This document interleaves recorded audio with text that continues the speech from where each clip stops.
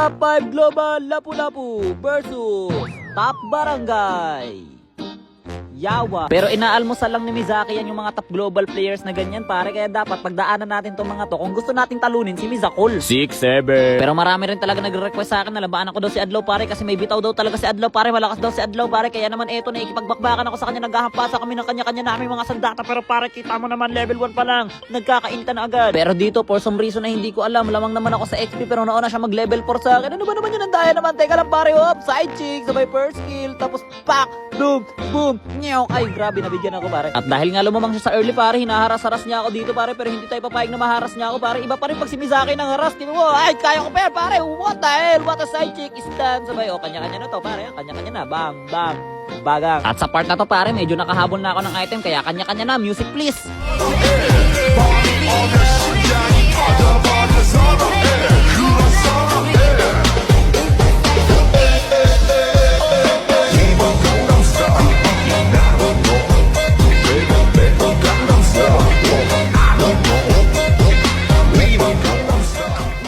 At dahil nga naka-2 kills na ako pare, akala ko lamang na ako kaya ginaganto-ganto ko siya pare, ginagangster-gangster ko siya, pero sa kasamaan pala, hindi ako pinalad, nagsalpukan kami dito, akala ko mas mabilis sa top speed ko, pero it's a prank. Ito na pare, late game sabayan, literal na sabay.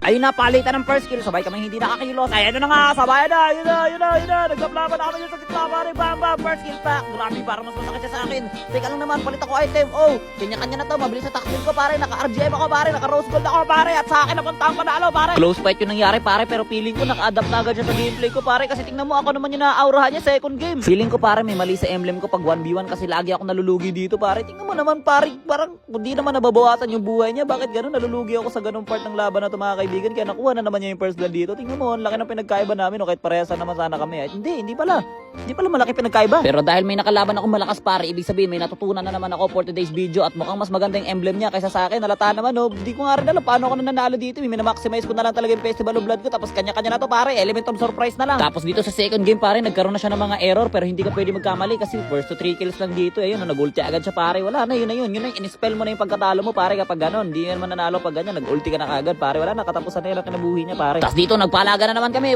Talo na, umalis ka sa aking lupain. What's up? Stand, bam, tipi, bam, boom, nyaw, bagang. Winner.